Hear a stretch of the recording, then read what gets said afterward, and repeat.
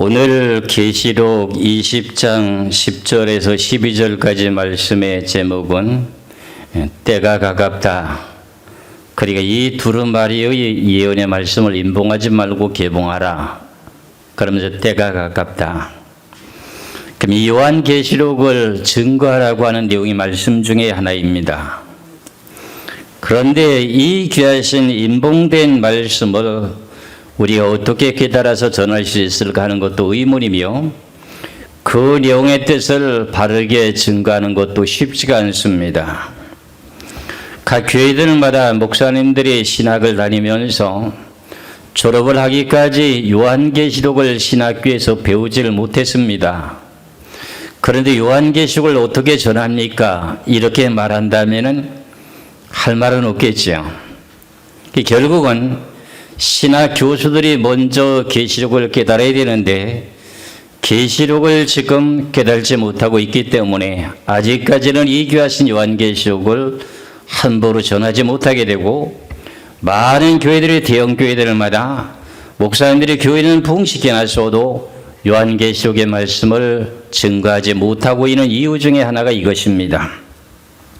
그래서 또 때로는 요한계시록을 또 증거하시는 분이 있다면은 그 사람들 보고 말할 때 참 존경한다, 좀 바르게 전했으면 좋겠다 이러면 되는데 그 다음에 뭐라고 말하냐면 요한계시록만 전하면 이단이다, 이게 또 문제인 거예요.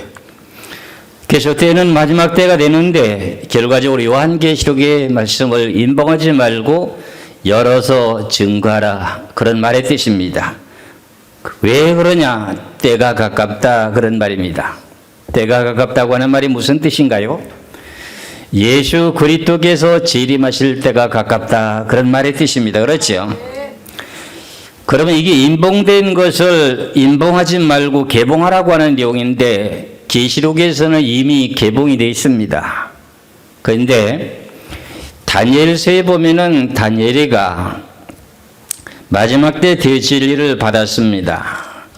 받았는데 그 다니엘이가 말씀하신 내용 가운데 이제 12장 1절에서 4절까지 보면은 그때 당시에 다니엘에게는 이 시대의 마지막에 종말의 때가 아니기 때문에 마지막 때 되어질 일을 간수하고 봉함하라, 이렇게 되어 있습니다. 그러니까 봉함했던 내용을 열어놓은 것이 개봉이라는 내용의 뜻입니다.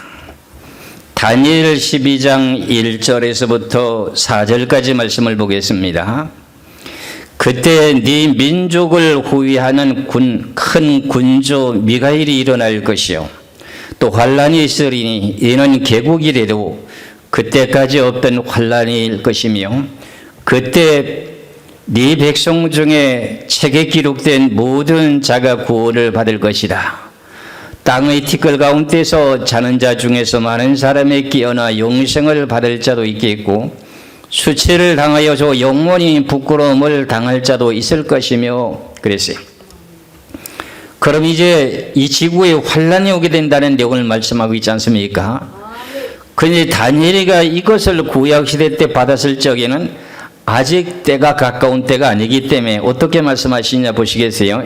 3절 4절에 죄인은 자는 궁창의 빛과 같이 빛날 것이요 많은 사람을 옳은 대로 돌아오게 한 자는 별과 같이 영원토록 빛나리라 하면서 4절입니다. 다니엘아, 마지막 때까지 이 말을 간수하고 이 글을 뭐하라고요? 봉함하라. 많은 사람이 빨리 왕래하며 지식이 더하리라. 그러면 이 글을 봉함하는 것이 언제까지 봉함하느냐 하니까 많은 사람이 빨리 왕래하고 지식이 더할 때까지, 그때까지는 이게 가려진다는 거예요. 봉함이 되어 있다는 겁니다. 그러니까 다니엘 시대 때에는 결국은 때가 가깝다고 하는, 지금 이 지구가 생긴 일에 큰 환란이 있게 되는데 그 환란은 다니엘 시대에 있을 내용이 아니라 그런 말의 뜻입니다. 그렇죠? 그래, 그것이 봉함되어 있는데 그것을 이제는 개봉해서 전해라 하는 내용이 계시록 22장 10절에서 12절까지 말씀이에요. 그러니까 이 계시록에 대한 내용을 임봉을 떼신 분이 누구냐 하면은 예수님이 임봉을 띄었습니다. 계시록의 5장을 보시면은 계시록 5장 1절에서부터 5절까지 말씀을 보겠습니다. 내가 보매 보좌에 앉으신 이의 오른손에 두루마리가 있으니 안팎으로 섰고 7인으로 봉하였더라. 또 보매 힘있는 천사가 큰 음성으로 외치기를 누가 그 두루마리를 펴며 거인을 떼기에 합당하냐 하나 하늘 위에나 땅 위에나 땅 아래에 능히 그 두루마리를 펴거나 보거나 할 자가 없더라. 그 두루마리를 펴거나 보거나 하기에 합당한 자가 보이지 아니하기로 내가 크게 울었더니 장로 중에 한 사람이 내게 말하되 울지 말라. 유대 지파의 사자 다윗의 뿌리가 이겼으니 그 두루마리와 그의 7인을 떼시리라 하더라 그랬어요. 그래서 결국은 이 내용이 계시록의 6장에 가서 첫째 인을 떼고 둘째 인을 떼고 셋째 인을 떼고 넷째 인을 떼고 다섯째 여섯째 일곱째 인을 다 떼게 되는 사건이 계시록 6장에 나옵니다. 그 내용이 인을 다 떼어서 기록해 놓는 것이 요한계시록이니까는 오늘 본문의 말씀과 마찬가지로 어떻게 돼요? 이 말씀을 인봉하지 말고 뭐 하라는 거죠? 개봉하라 그런 말입니다. 이걸 증거해라 그런 말이에요. 요한계시록을. 왜? 때가 가깝기 때문에 이 지구의 종말이 다가오고 있기 때문에 계시록을 열어서 증거하라는 내용입니다. 누가요? 목사님들에게 앞서서 말씀드렸으니까는 목사님들의 신학교를 다니면서 계시록을 배우지 못하고 신학을 졸업했습니다. 대학원을 졸업해도 마찬가지입니다. 박사학위를 받아도 마찬가지였습니다. 그런데 이게 문제 중에 하나지 않습니까? 그렇다면은 지금 2020년도가 되는데 많은 분들이 지금 2020년도에 들림받는다고 하는 사건이 지금 유튜브에 막 떠돌고 우리 성도들을 미혹하고 마음을 감동시키고 있는데 이런 내용들을 잘 분별하기 위해서는 요한계시록의 두루마리 책에 인봉된 내용을 개봉해야 됩니까? 그대로 가만둬야 됩니까?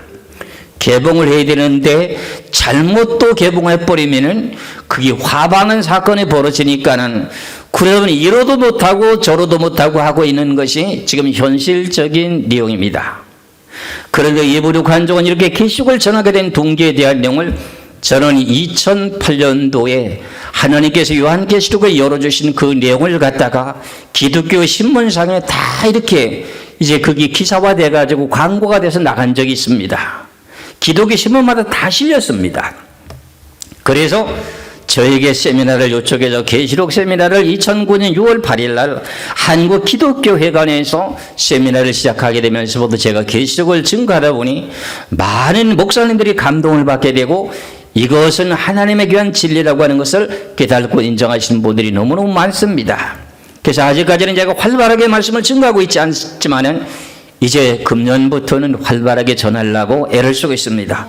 여러분들이 많이 기도해 주시고 진실로 참된 바르게 진리를 외치고 증거하는지 아니면 이미연 목사님 개인의 생각으로 증거하는 것인지 한번 여러분들이 들어보시면 됩니다. 그래서 오늘은 제가 때가 가깝다고 하는 내용의 기준만을 가지고 말씀을 드리겠습니다. 그러면 하나님께서 말씀하신 내용을 먼저 명심하셔야 됩니다. 마가복음 13장 31절에 천지는 없어지려니와 내 말은 없어지지 아니하리라. 그러면 결과적으로 모든 내용들이 다 성경의 지구의 환란이 닥치기 위해서 이 지구의 종말에 오기까지는 성경에 예언된 내용들이 다 이루어져야 된다는 그런 뜻입니다. 그런데 그 성경의 말씀이 이루어지지도 않았는데 들림받는다? 그러면 이게 무지인 거지요. 그래서 제가 그 내용을 말씀드리고자 원합니다. 잘 들으셔야 됩니다. 지금 시대에는 어떤 시대의 성경이 지금 예언된 내용이 성취되고 있는가 하는 것을 여러분들에게 증거하게 될 것입니다. 분명히 하나님께서 마가복음 13장 31절에 뭐라 했어요? 천지는 없어지려니와 내 말은 하나님께 예언하신 말씀은 다 이루어지고 난 후에야 끝이 난다 그러네요. 이 지구의 종말이 끝이 나면은 예언된 내용이 다 없어지는 거죠. 그렇죠? 근데 아직도 예언된 말씀이 살아있는데도 환란절이 들림받는다? 그러면 이게 이제 문제가 되는 겁니다. 그렇다면 먼저 예수님이 이 땅에 오셔가지고 복음을 외치고 증거하시고 난 후에 죽은 지 3일 만에 부활하셔서 승천하시고 난 후부터 여러분들에게 늘 말씀드렸던 내용이지만서도 그 순서를 따라서 지금 현재까지 앞으로 이러이러한 예언이 남았다고 하는 것까지 증거하고자 원합니다. 좀 시간이 좀 오래 걸리더라도 참으시기 바랍니다. 그러면 먼저 예수님께서 이 땅에 오셔가지고 예언하셨던 내용의 마태복음 23장을 보시겠습니다.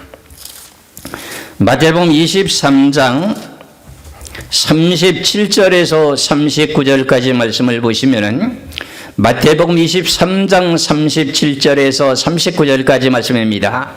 예루살렘아 예루살렘아 선지자들을 죽이고 네게 파송된 자들을 둘러치는 자여 암탉이 그 새끼를 날개 아래 몸같이 내가 네 자녀를 모으려고 한 일이 몇 번이더냐.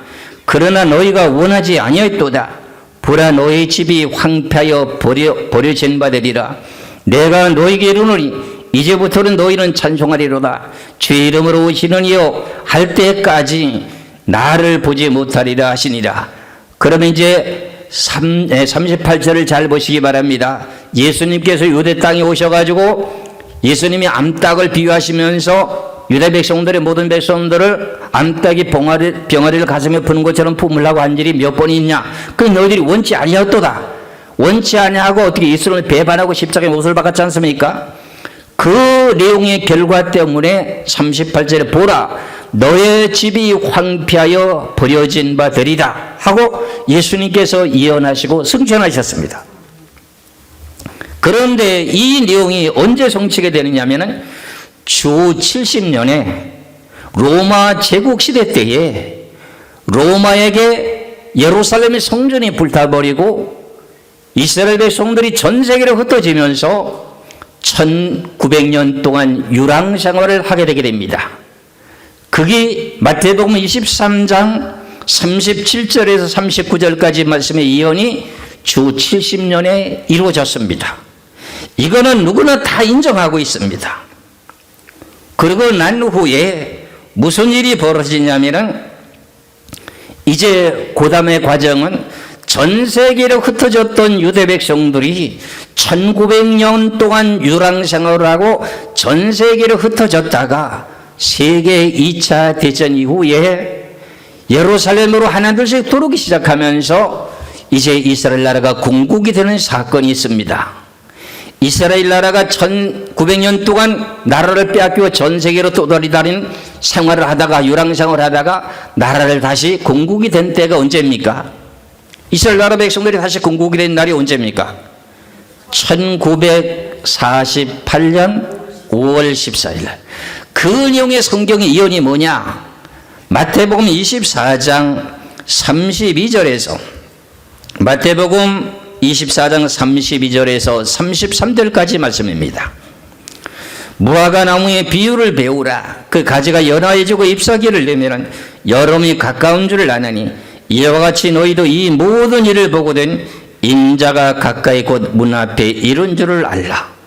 이 내용의 예언의 말씀이 주 70년에 유대 백성들이 전 세계로 흩어지고 나서 1900년 동안 약 1900년 동안 유랑생활 하다가 다시금 유대 땅으로 돌아와서 나라가 건국이 되게 된 동기가 언제라고요?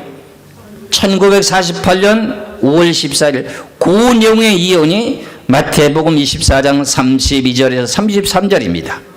그럼 이 내용이 성취가 됐습니까? 안 됐습니까? 이 내용의 말씀은 지금 이루어졌죠. 그렇죠?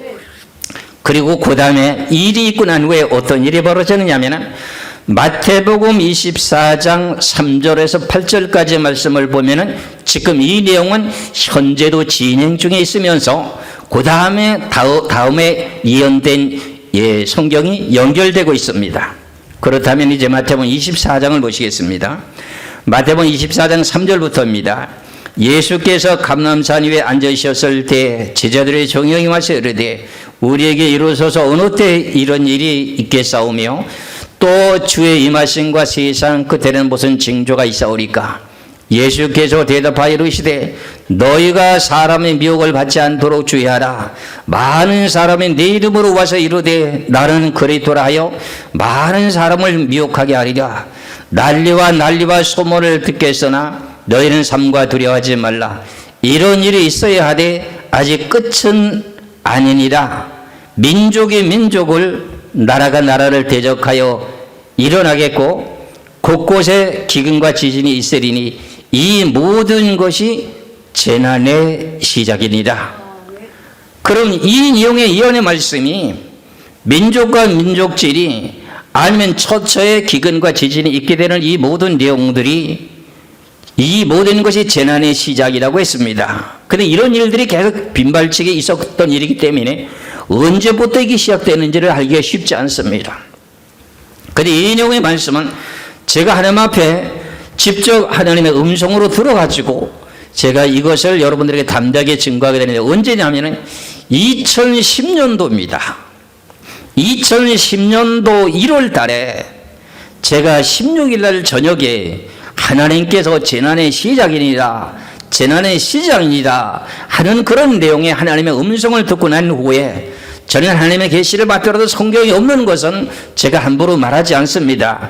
잘못된 내용을 받지는 않았을까, 이렇게 제가 의문을 갖고 있기 때문에 성경에 대한 내용과 합당한지를 확인해 보니까는 마태복음 24장에 지금 나와 있거든요.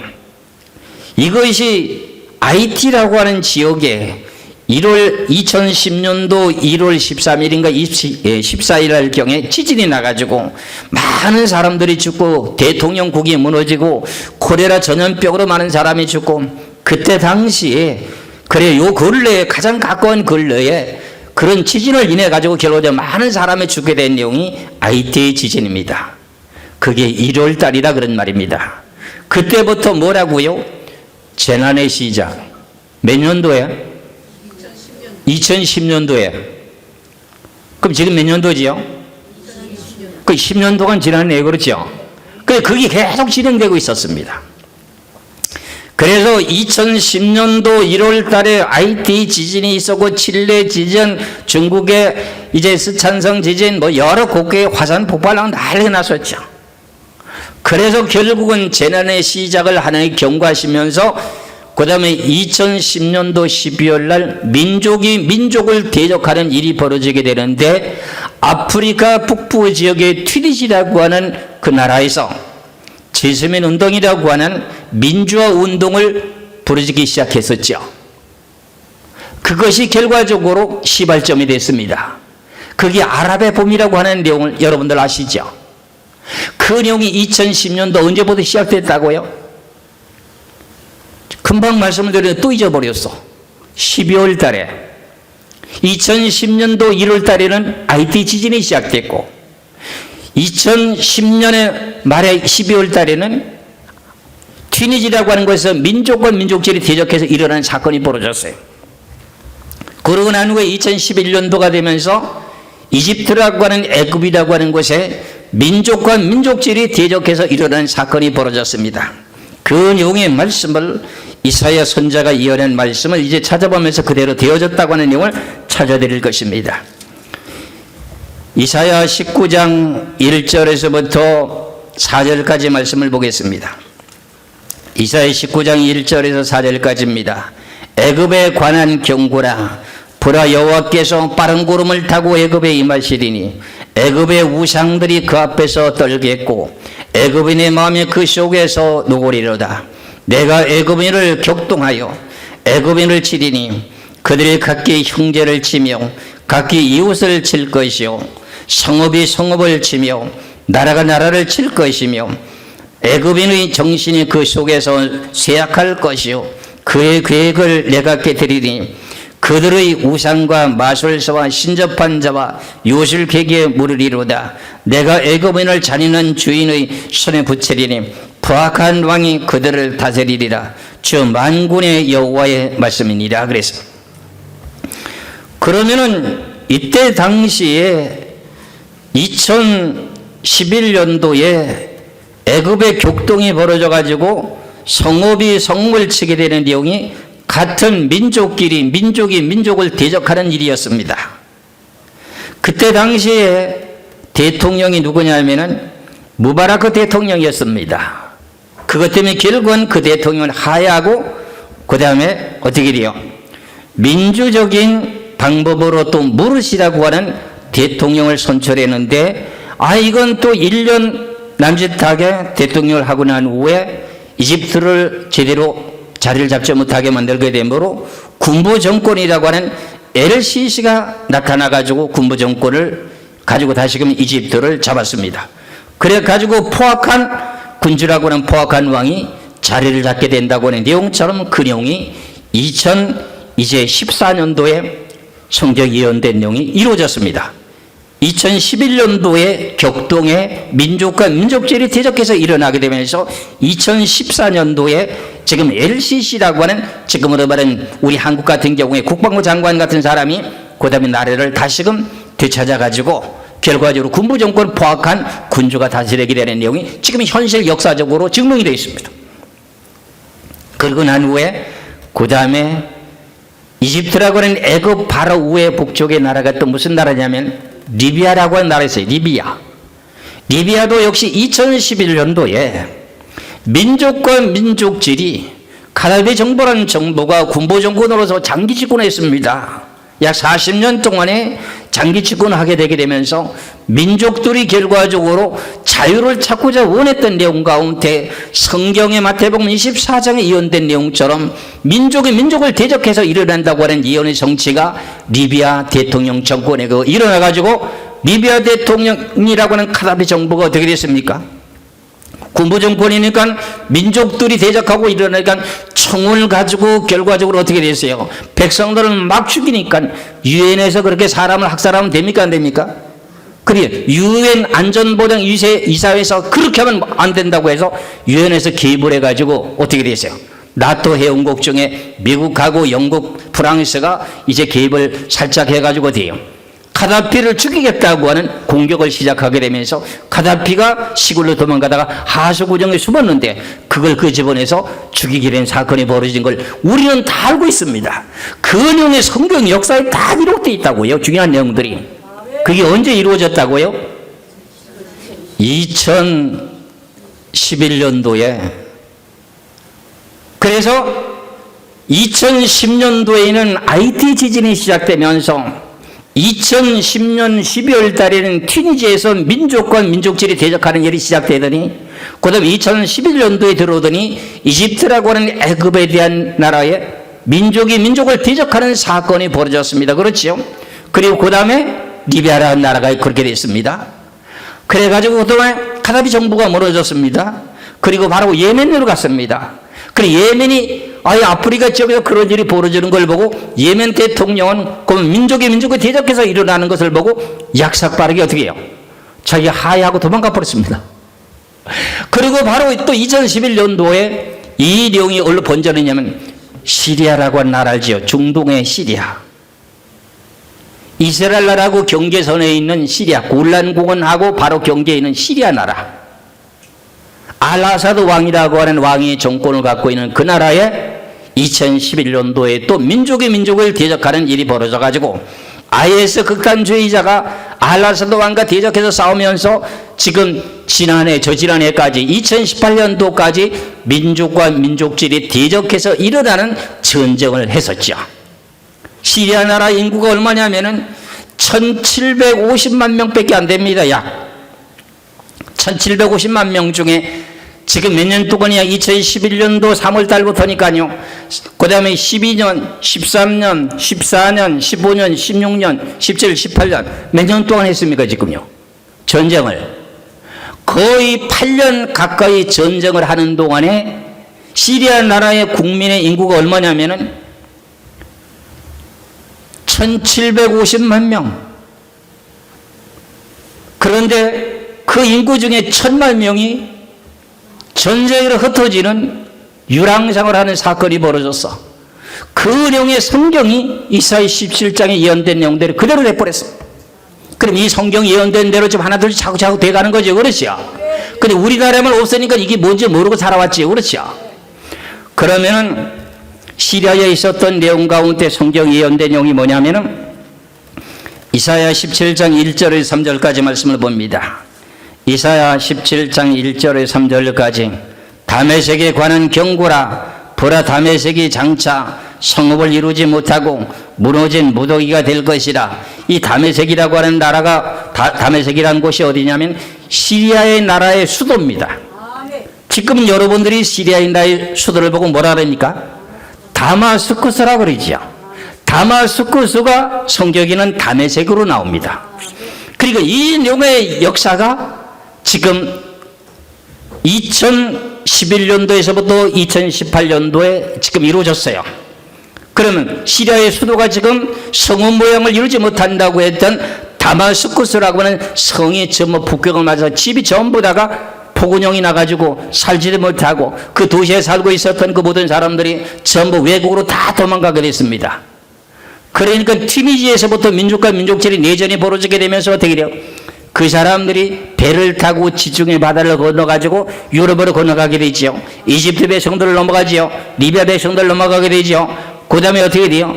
중동 땅에 있는 시리아 백성들이 지금 배를 타고 유럽으로 가게 되죠. 그러면서 어떻게 돼요? 이라크나 터키나 민족이 민족들이 대적해서 일어나는 것 때문에 전부 다 난민이 생겨가지고 전 세계로 흩어지게 되는 사건이 성경의 예언의 말씀대로 그대로 지금 성취되고 있다는 사건입니다. 그것이 이사야 17장 12절에서부터 14절까지 말씀을 봅니다.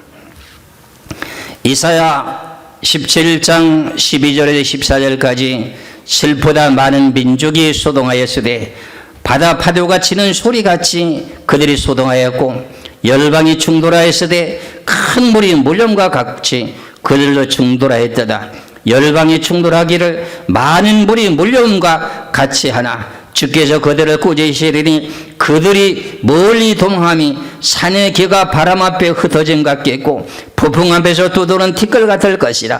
보라 저녁에 두려움을 당하고 아침이 오기 전에 그들이 없어졌나니 이는 우리를 노력하는 자들의 몫이요 우리를 강탈한 자들의 부흥이로다 그럽니다.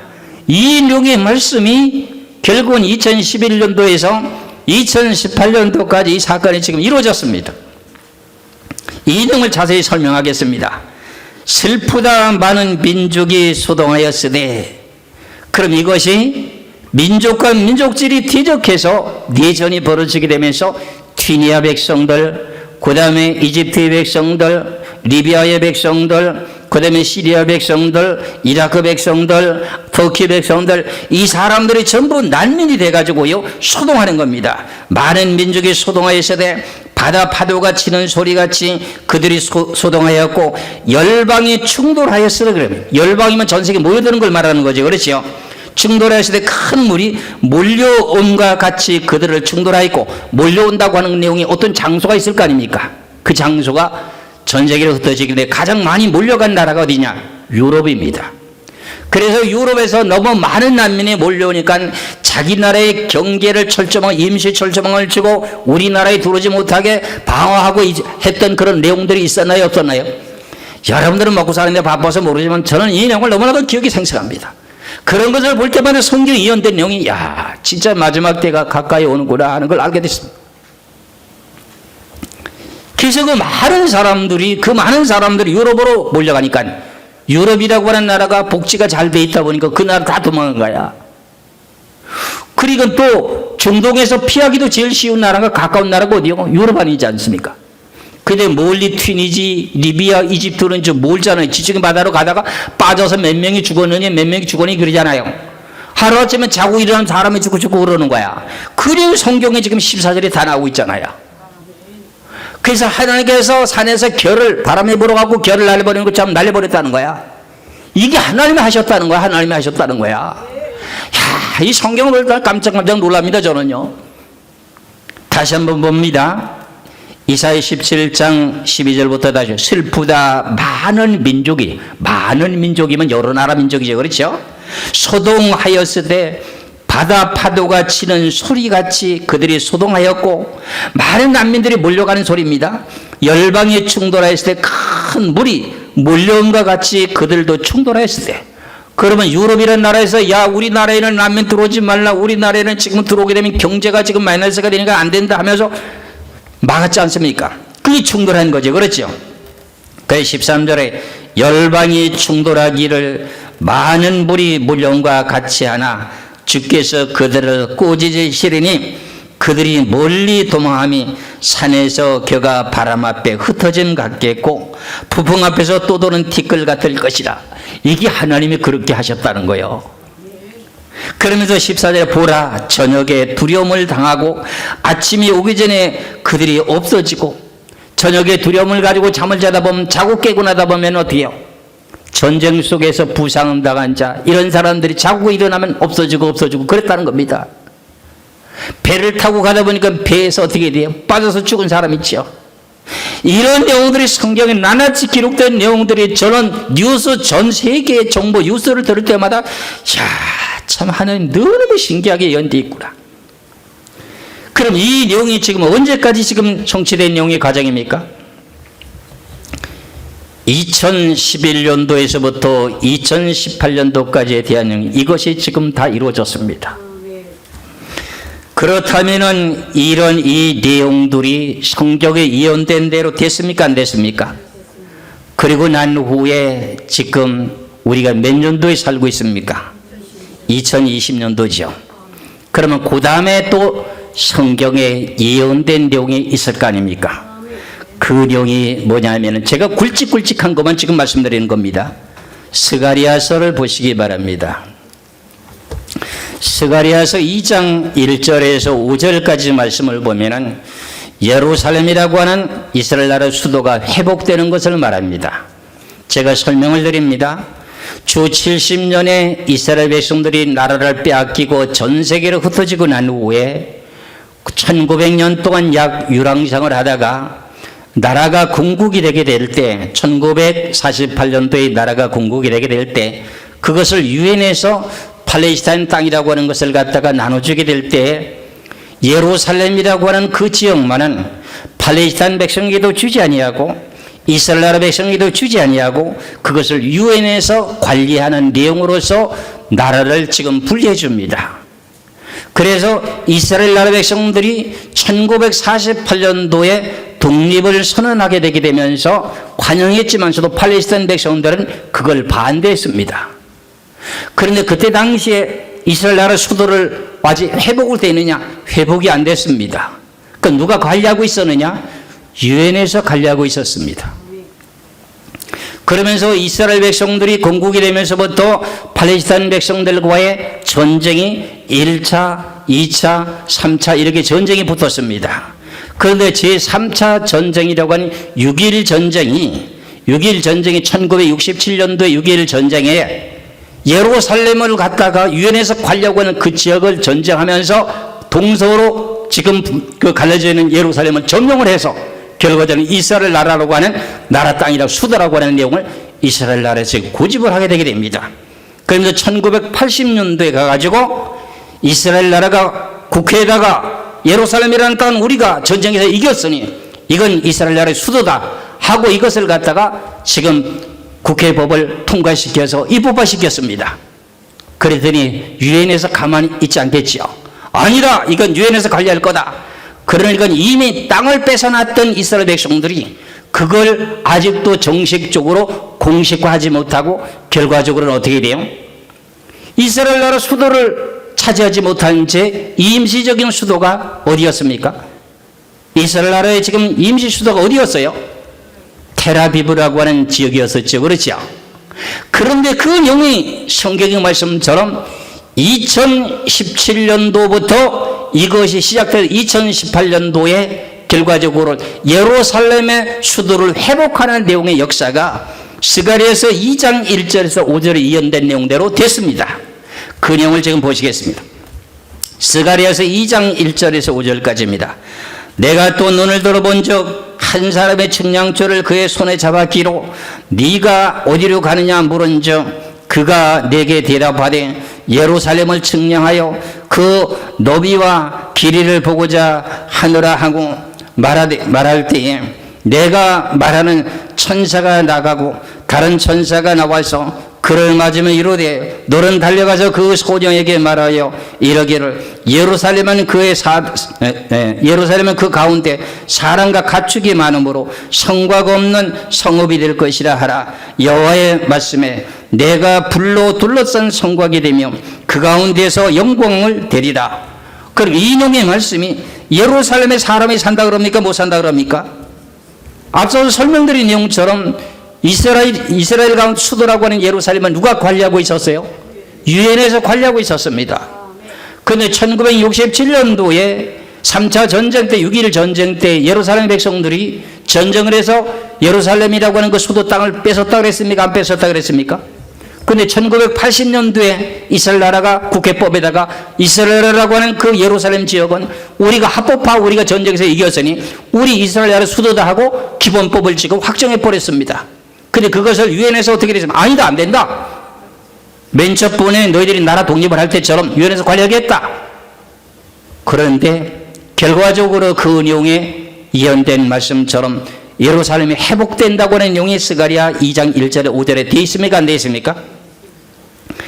이 내용이 2017년도 12월 6일이라고 한 날짜에 미국의 트럼프 대통령의 행정부가 이스라엘 나라 수도는 예루살렘이다 하고서는 공포한 적이 있어요? 없어요?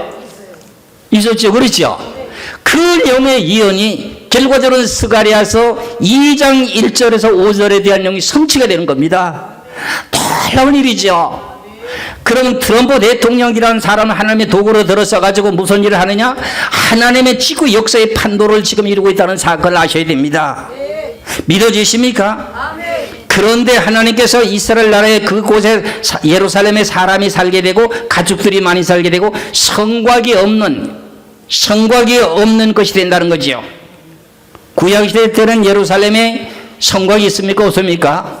성곽을 돌로다가 갖다가 지금 중국의 만리장성처럼 돌로다가 성을 뺑 둘러싸고 동쪽에 세면 서쪽에 세면 남쪽에 세면 북쪽에 세면 12문을 매달은 문을 내놨죠. 그렇죠? 근데 지금 성곽이 없으니까 문이 있어요? 없어요? 전체가 통로가 다 열린 거야. 그대로 지금 됐어요? 안 됐어요? 됐지요. 그런데 무슨 성곽을 이루느냐? 불성곽을 이루는데 불성곽. 그 5절을 보시겠어요? 스가랴서 2장 5절에 보면 여호와의 말씀에 내가 불로 둘러싼 성곽이 되며 그 가운데에서 영광이 되리라. 불성곽이라고 하는 것은 무슨 말이냐면은 이스라엘 나라가 미국하고 함께 기발하게 된 아이언돔, 아이언빔이라고 하는 이제 전기를 갖다가 모아가지고 고출력을 만들어가지고 레이저 광선을 가지고 발사해가지고 지금 팔레스타인에서 이제 유도폭탄이나 미사일이 날아오게 되면 공중에서 빛으로다가 쫙 레이저 광선을 비춰가지고 중 공중에서 떨어뜨리는 거예요. 그게 불이에요. 그 레이저 광선이 불인가요? 불이 아닌가요? 불이죠. 그 내용의 자체가 이루어졌다고요. 제가 몇 년 전에 한번 얘기한 적이 있어요. 이걸 이스라엘 나라 때 지금 아이언빔, 아이언돔이라고 하는 것을 갖다가 모든 것이 완성돼서 언제까지는 완성돼서 배치할 것이다. 그런 말씀을 드린 적이 있었거든요. 그 내용이 지금 여기 다 이루어져 있거든요. 그러니까 현 시대에 이루어지는 사건들을 성경에서 천지는 없어지려는 내 말은 없어지지 않는다고 하는 것처럼 다 지금 하나도 착착 이루어져 가고 있습니다. 그렇죠? 이 내용의 사건들을 보게 되면서 여러분들 정신이 납니까? 안 납니까? 그 신앙생활 내가 다 고쳐갖고 주일만 빠지면은 전화해가지고 빨리 나오라고 언급은 기어서라도 나오라고 맨날 그러는 이유가 여기 있어요. 여러분들 천국 보내려고.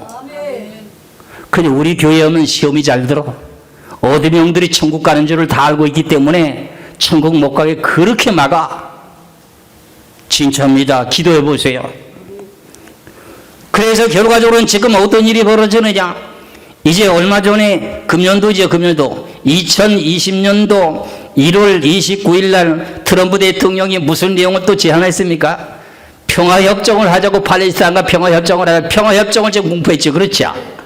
그럼 이 내용이 지금 성경에 대한 내용의 예언이 지금 다가오고 있습니다. 그 내용의 말씀을 보면서 지금 시대가 동시다발적으로 지금 막 벌어지는 사건을 보게 될 때 깜짝깜짝 지금 놀라게 됐습니다.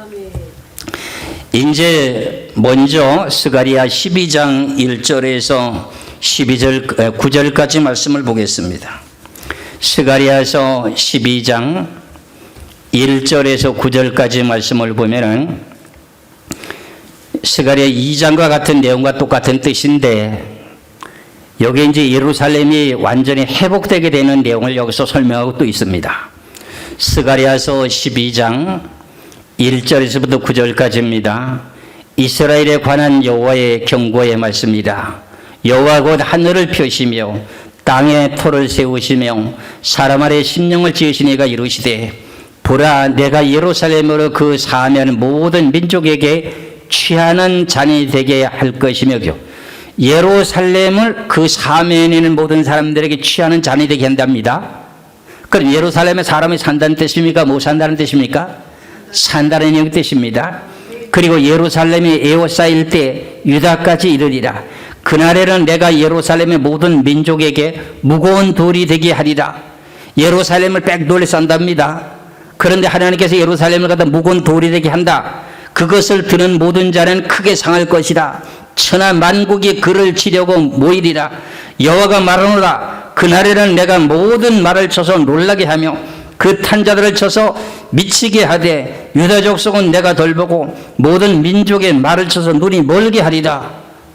탱크나 모든 장갑차나 몰려들어와도 그 눈이 멀게 만들어서 오지도 못하게 한답니다. 그러면서 잘 보세요. 5절에 유다의 우두머리들이 마음속에 이르기를 예루살렘 주민이 그들의 하나님 만군의 여호와의 말미암아 힘을 얻었다 하리라. 그날에 내가 유다 지도자들을 나무 가운데 화로 같게 하며 국식단 사이에 횃불 같게 하리니 그들이 그 좌우에 에워싼 모든 민족들을 불살릴 것이요 예루살렘 사람들은 다시 그 본곳 예루살렘에 살게 하리라. 이스라엘의 손들의 본 곳이라고 하는 예루살렘에 살게 한다는 겁니다. 하나님이 그렇게 하신다는 겁니다. 그러면 7절에 여호와가 먼저 유다의 장막을 구원하리니 유다 장막을 구원한다고 하는 말이 무슨 말입니까? 예루살렘 지역은 누구에게 분배해 준 땅입니까? 유다 18개 나눠준 땅이죠. 그렇지요? 거기 장막을 구원한다고 하는 말이 장막은 뭡니까? 집이죠. 집을 구원한다는 거예요.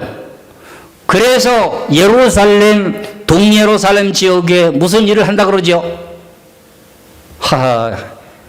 정착촌, 사람이 살 수 있는 정착촌에 집을 지금 짓는 거야. 그 내용이 지금 진행 중에 있다 그러는 말입니다. 그럼 성경에 예언된 대로 지금 모든 게 하나둘 차곡차곡 돼갑니까? 안 되고 있습니까? 돼가고 있는 거죠. 그렇죠? 다시 봅니다. 7절에 여호와가 먼저 유다 장막을 구원하리니 그럼 예루살렘 지역에 정착촌을 건설하니 이는 다윗의 집의 영광과 예루살렘 주민의 영광이 유다보다 더하지 못하게 하려 함이리라. 그날에 여호와가 예루살렘 주민을 보호하리니 그 중에 약한 자가 그날에는 다윗과 깨고 다윗의 족속은 하나님 같고 무리 앞에 있는 여호와의 사자가 될 것이라. 예루살렘을 치려 오는 이방 나라들을 그날에는 내가 뭐한다? 멸하기로 힘쓴다. 그러면 지금 평화협정을 2020년 1월 29일을 발표했다 할지라도 이 내용의 말씀이 이루어져야 됩니다. 이 내용의 말씀이 이루어져야 된다고요. 평화협정을 지금 트럼프 대통령이 4년 동안의 기간 내에 야 팔레스타인 너희들도 나라로 인정해주는 나라로 지금 인정할 거예요. 나라로 한 나라로 인정하게 될 것이다. 그리고 너희들이 지금 살 수 있는 모든 집을 경제적인 모든 내용을 건설하기 위해서 500조 원을 지원해 주겠다. 그런데 만일 4년 동안에 이 모든 내용의 평화협정을 안 이루어지게 되게 되면 이스라엘 나라의 정착촌을 곳곳마다 다 건설할 것이다. 곳곳마다 정착촌 더 생깁니다. 더 생긴다고요. 그 성경이 예언되어 있어요. 먼저 유다 백성들이 장막을 일으키니까 다른 곳에 또 장막을 지을 거 아닙니까? 시리아도 지금 장막 짓고 있습니다. 정착선을 짓고 있다 그런 말입니다. 그럼 이런 내용들이 지금 남의 나라의 일인데 왜 이걸 제가 이거 열변을 토할까? 이런 일들이 이거 일어나고 나면 7년 환란의 전쟁이 시작되기 때문에 그럽니다. 그래서 내가 이 말씀을 지금 목숨을 높여서 외치는 거야. 그럼 때가 가깝다고 하는 말이 맞아요, 안 맞아요? 맞습니다. 그러니까 정신 차리고 신앙생활 잘할 때 안 할 때요? 땅이 것만 바라보고 돈 하지 말아요. 하늘을 바라보고 천국 갈 준비하고 있어야 돼요.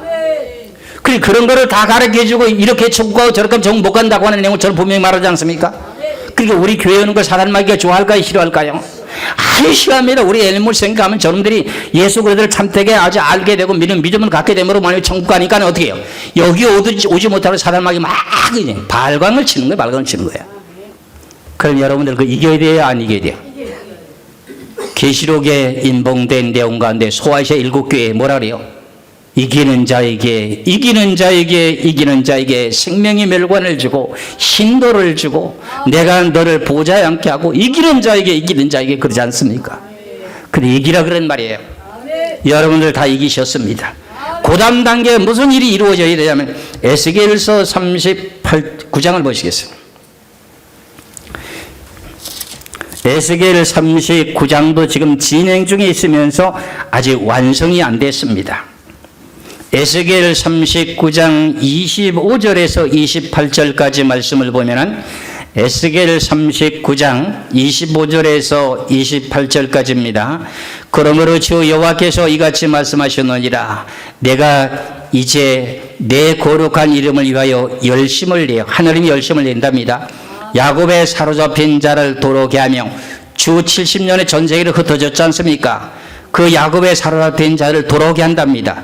이스라엘 온 족속에게 뭐를 베푼다? 사랑을 베풀지라.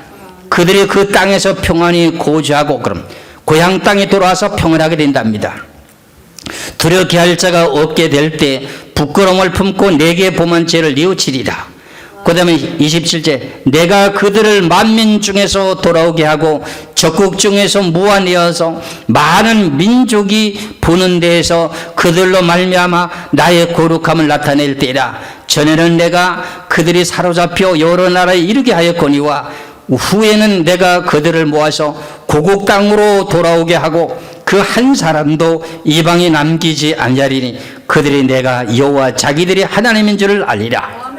지금 전 세계에 흩어져 있는 지금 이스라엘 백성들이 아직도 거의 약 1000만 명에 가까운 800만이 넘는 그 백성들이 아직도 이스라엘 나라 바깥에 살고 있습니다. 그 사람들이 이방 나라에 한 사람도 남지 않고 고향에 다 들어온답니다. 그럼 먼저 고향에 들어오려면 무슨 일이 먼저 이루어져야 될까요? 그렇죠. 정착촌이 지어줘야 되죠. 그 내용의 스가랴서 2장과 12장에 지금 나오고 있지 않습니까? 이런 사건에 대한 내용을 보면 모든 내용이 동시다발적으로 착착착착 이루어지는 거죠. 그렇죠? 야, 이 성경을 제대로만 알면요, 때가 어느 때인지 알 수가 있다 그런 말입니다. 그러면 이제 그 다음에 무슨 일이 이루어져야 되면 전 세계에 흩어져 있던 지금 이스라엘 백성들이 한 사람도 이방 나라에 남지 않고 고향 땅으로 다 들어오게 만들어 놓지 않습니까? 그렇지 않습니까? 그렇게 되면 하나님께 예배 드려야 될 뭐가 지어져야 될까요? 성막이 지어져요. 성전이 제3성전이 세워져야 돼요. 야, 우리 성도들은 박사가 다 돼가지고 아무데 갖다 놔도 살 것 같아. 계시록 11장 1절 2절입니다. 계시록 11장 1절 2절 또 내게 지팡이 같은 갈대를 주며 말하기를 일어나서 하나님의 성전과 제단과 그 안에서 경배하는 자들을 증량하되 성전 바깥마당은 증량하지 말고 그냥 두라. 이것은 이방인에게 주었은즉 그들이 거룩한 성을 42달 동안 짓밟으리라. 그러면 성전과 제단에서 경배하는 자들이면 성전이 있어야 경배하죠. 그럼 지금 이스라엘 나라에 성전이 있습니까? 없습니까? 지금 없습니다. 제3성전을 준비할 재료를 전부 준비 다 해놨습니다. 그런데 평화협정을 맺어가지고 이슬람 사원이라고 하는 곳에서 110m인가 120m에 떨어진 동서쪽에요. 아니요, 동쪽에요. 동쪽 지역에 하나님의 성전 지었던 자리가 거기입니다. 저도 몰랐을 때는 황금돔이라고 하는 그 이슬람 사원이 그 자리가 예루살렘 성전인 줄 알았는데 지금 요즘에 자세히 그 내용을 밝혀놓고 보니까 어디요? 이슬람 사원이 있는 그 자리에서 동쪽으로다가 120m 지역에 떨어진 그 자리가 예루살렘 성전 지었던 제2성전이 있었던 자리입니다. 그 자리에다가 성전을 세우는 일을 갖다가 지금 팔레스타인하고 평화협정을 맺으면서 이것도 세부적인 약속을 하고 있습니다. 그러니까 모든 일들이 성경에 예언된 대로 차곡차곡 진행되고 있습니까? 안 되고 있습니까? 되고 있다 그런 말의 뜻입니다. 그러면 이제 무슨 일이 벌어져야 되죠? 평화협정이 완전히 이루어져야 되겠죠. 그렇죠? 디살로니가전서 5장을 보시겠어요? 디살로니가전서 5장 1절에서 3절까지 말씀을 봅니다. 디살로니가전서 5장 1절에 3절에 형제들아 때와 시기에 관하여는 너에게 쓸 것이 없으면 주의 날이 밤에 도적같이 이를 줄을 너희 자신이 자세히 알기 때문이다. 그들이 평안하다 안전할 그때야. 그럼 이스라엘 백성들이 평안하다 안전하다는 것은 뭔가요? 평화협정이 이루어졌으니까 전쟁이 없으니까 안전한 거 아닙니까? 그렇지 않습니까? 평안하다 안전하다 할 그때 임신한 여자에게 해산의 고통이 이른과 같이 멸망이 갑자기 그들에게 이르리니 결코 피하지 못하리라. 그럼 7년을 환란 전쟁 터지다는 거예요. 그때 가서 평화협정이 이루어져서 전쟁에 흩어졌던 유대 백성들이 고향 땅으로 다 들어와서 이방 나라에 한 사람도 남지 않고 정착촌에 들어가서 다 살게 될 거 아닙니까? 그렇죠? 그래 평화협정이 완전히 이행되면 어떻게 돼요? 평안하다 안전하다는 그때가 온답니다. 그러면 먼저 정착촌이 다 지어져야 되는 게 맞죠? 그렇지 순서가. 그러니까 제가 이 말씀을 하려고 무한히 애를 쓰며 순서를 쫙 꿰보려고 애를 썼던 사람 중에 하나입니다. 그러면서 어떤 일이 벌어지느냐, 전쟁을 할 준비가 돼야 되지 않습니까? 또 이런 일이 벌어지면 이제 7년 환란 전쟁할 준비가 이루어져야 되잖아요. 그러면은 에스겔서 21장 14절에서 16절까지 말씀 속에서 전쟁을 할 대상자가 에스겔 21장에 보면은 우양군과 좌양군 오른쪽과 왼쪽으로 나눠주게 됩니다. 그 내용을 한번 보시겠어요? 에스겔 21장 14절에서 16절까지 이 내용은요 저희들이 인터넷에 계속 이걸 실어놨으니까요 여러분들이 늘 들으셔야 돼요. 아 이게 이루어지면 지금 무슨 때다 하는 것을 아셔야 돼요. 에스겔 21장 14절에 16절까지 그러므로 인자의 노는 예언하의 손뼉을 쳐서 칼로 두세 번 거듭씌우게 하라. 두세 번이라고는 두 번은 뭐요? 1차 2차 대전이 끝났지요. 세 번째는요 3차 대전이죠. 성경상으로는 7년 환란입니다. 두세 번 거듭씌우게 하라. 이 칼은 죽이는 칼이라. 사람들을 둘러싸고 죽이는 큰 칼이라. 내가 그들이 낙담하여 많이 엎드러지게 하려고 그 모든 성문을 향하여 번쩍번쩍하는 칼을 세워 놓았도다. 오랴 그 칼이 번개 같고 죽이기 위하여 날카롭도다. 칼아 모이랴 오른쪽을 치다. 대열을 맞추어서 왼쪽을 쳐라. 향한 대로 가라. 그럼 오른쪽과 왼쪽으로 나눠줘야 전쟁이 될 거 아닙니까? 이게 유브라데 강을 중심으로 해가지고요 이쪽 남쪽 이집트 지역에 지금 두 모퉁이 서게 되고 저 북쪽으로요 두 모퉁이 서게 되는 근용이 우양군 좌양군 개혁성계 우양군 좌양군으로 돼 있어요. 여기는 오른쪽 왼쪽으로 나와 있지 않습니까? 이게 누구냐 하면은 계시록의 6장에 보면은 일이 나와요. 첫째 날 때니까 흰말, 둘째 날 때니까 붉은 말, 셋째 날 때니까 무슨 말요? 검은 말, 그 다음에 넷째 날 때니까는 청황색 말 이렇게 나와요. 이 네 말의 권세를 정확하게 알면은 어떤 내용의 군인들이 모이는가 하는 내용을 알 수가 있습니다. 흰말의 권세는 예수 그리스도의 권세요. 이스라엘 나라에 태어났으니까 이스라엘 나라의 백성이죠. 그 다음에 청황색 말이라고 하는 것은 미국이란 나라입니다. 제가 이제 계시록을 강의할 때 누구도 지금 깜짝 놀랄 만큼 정확하게 그 내용을 설명하면서 말씀드릴 것입니다. 그러면 청황색 말하고 흰말하고는 떼어질래야 떼어질 수 없는 짝꿍이죠. 그렇죠? 그러면 같은 민족의 한동족이죠. 그렇죠? 그런데 미국이 초강대국이 이스라엘 편을 들고 있지 않습니까? 지금도 이스라엘과 공격하려고 하면 어떻게 돼요? 미국이 가만두지 않지 않습니까? 이라크라는 나라가 미사일을 만들어갖고 이스라엘 나라를 지구에서 없애버리려고 하니까 무슨 일을 합니까? 미국을 중심으로 해서 유엔에서 핵을 만들지 못하도록 제재를 취하고 있지 않습니까? 그거 마찬가지로 미국이라는 총황색 말하고 흰말이라고 하는 어떻게 해요? 이스라엘 나라하고 하나가 되는 겁니다. 그래서 나토 회원국이 한 팀이 되고 그 다음에 검은 말이라고 하는 검은 말이 이스라엘 백성입니다. 그리고 붉은 말은 공산주의 사상입니다. 러시아하고 이슬람 백성들과의 한 팀이 이루어지게 되게 됩니다. 그러면 그 팀이 우양군, 좌양군을 나눠주게 되는 거죠. 이게 자리를 잡게 되는 이유는 유월의 강을 중심으로 해서 경계선을 두고 돼요. 남쪽으로 두 모퉁이, 북쪽으로 두 모퉁이 서게 되는 것을 봐야 됩니다. 그러면 평화협정이 이루어지고 난 후에 이게 벌어지는 거죠. 그렇죠? 그렇게 되게 될 때 결과적으로 무슨 일이 벌어지냐면은 그 사이에 나팔 재앙이 계속 벌어지게 되면 연결이 됩니다. 나팔 재앙. 첫째 나팔, 둘째 나팔, 셋째 나팔, 다섯째, 여섯째 나팔을 불어야 결과적으로 7년 환란 전쟁이 벌어지니까는. 그렇지요. 그럼 그 사이에 무슨 일이 벌어진다? 나팔 재앙 첫째, 둘째, 셋째가 계속 동시다발적으로 이루어진다 그런 말입니다. 그렇게 되면서 계시록 7장 1절의 말씀과 마찬가지로 땅에 네 무통인 네 천사가 서게 되는 오양군 자양군이 자리를 잡게 되는 겁니다. 계시록 7장 1절입니다. 2일 후에 내가 네 천사가 땅 네 모퉁이에 선 것을 보니 땅의 사방의 바람을 붙잡아 바람으로 하여금 땅이나 바다나 각종 나무에 불지 못하게 하더라 그럽니다. 그럼 땅에 네 모퉁이에 섰다고 하는 내용은 이 지구가 둥근데 어디가 모퉁이냐? 이스라엘 나라 땅에 하나님께서 나눠주신 저 유브라데 강가지에 대한 여기 그 모퉁이 거기에서 남쪽으로 이집트 쪽으로 두 모퉁이, 그 다음에 북쪽으로 두 모퉁이에 자리를 잡는다는 겁니다.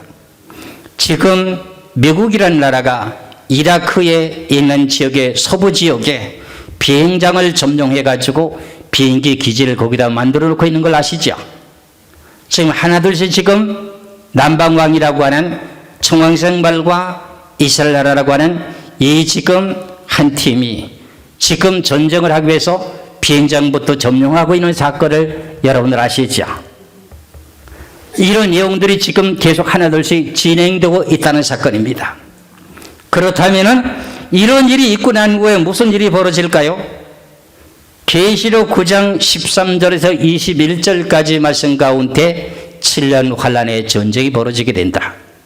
그럼 아직도 성경에 예언된 내용들이 성취되어야 될 내용들이 있을까요? 없을까요? 있지요. 그럼 아직도 여러분이 신앙생활 하는 가운데 숨쉴 틈이 좀 있죠. 숨쉴 틈이 좀 있어요. 그러다 해서 허리띠 풀어놓으면 안 됩니다. 이거는 우리가 천국과 지옥이 왔다 가는 일이기 때문에 웃을 일이 아닙니다. 깨어 있어야 됩니다. 신앙생활은 하루아침에 되는 게 아닙니다. 시간이 걸립니다. 그렇기 때문에 여러분들을 내가 다고치는 거예요. 예수 잘 믿으셔야 됩니다. 그런데 또 무슨 7년 대환란 가운데 무슨 일이 벌어져야 되느냐? 핵전쟁이 없는 내용의 상태가 이루어져야 됩니다. 핵전쟁을 지금 한다고 다들 아는데 핵전쟁 안 하는 내용의 전쟁으로 지금 성경에 기록되어 있습니다. 그래서 결국은 지금 핵미사일을 쏘지 못하게 대한 그 이후 핵미사일을 쏘지 못하기 위해서 미국이라고 하는 나라가 우주창사국을 만들었죠.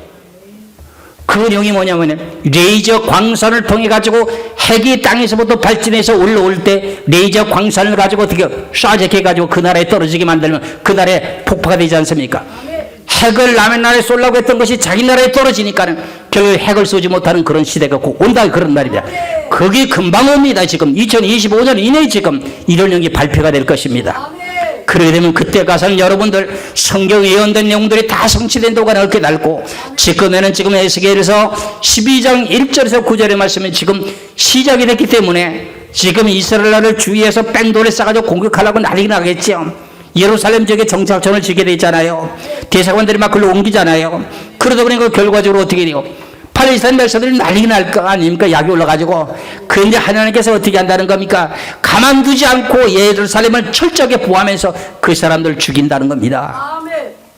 그런 일들이 여러분들이 이제 앞으로 뉴스를 통해서 보게 될 것입니다. 그렇게 되는 내용의 과정이 있고 난 후에야만이 환란전에 뭐 들림을 받든지 말든지 환란전에 들림 못 받습니다. 성경에 그렇게 안 돼 있습니다. 아멘. 2020년도에 지금 들림 받는다고 하는 계통들이 지금 계속 속속 드러나고 있는데 그 내용이 무슨 말이냐면은 이게 성경에는 마태복음 24장 29절에 그날 환란 후에 지금 예수 그리스도가 오신다고 하는 이 성경이 기록되어 있는데도 지금 환란 전쟁이 터지지도 않았는데 지금 올라간다고 난리치고 앉았습니다. 무슨 내용 때문에 그러냐면은 노아 때와 같이 인자의 임함도 그러하리라 그 말씀이 미혹당해 가지고 결과적으로 환란전에 들림 받는다고 지금 난립니다. 지금요. 마지막 때에 거짓 선자가 많이 생기는 이유를 아시겠죠? 여러분들 하나님 말씀 잘 들으시고 나는 다른 사람들처럼 매끄럽게 말은 잘 못한다 할지라도 성경에는 바르게 전하려고 애를 쓰고 있습니다. 오늘 이렇게 장시간 여러분들에게 말씀들을 얘기하신 여기의 말씀은 하나님의 귀한 진리라고 하는 것을 깨닫고 여러분들 정신을 차리고 여러분의 신앙생활 열심히 하시기를 주의 이름으로 축원합니다. 기도하겠습니다.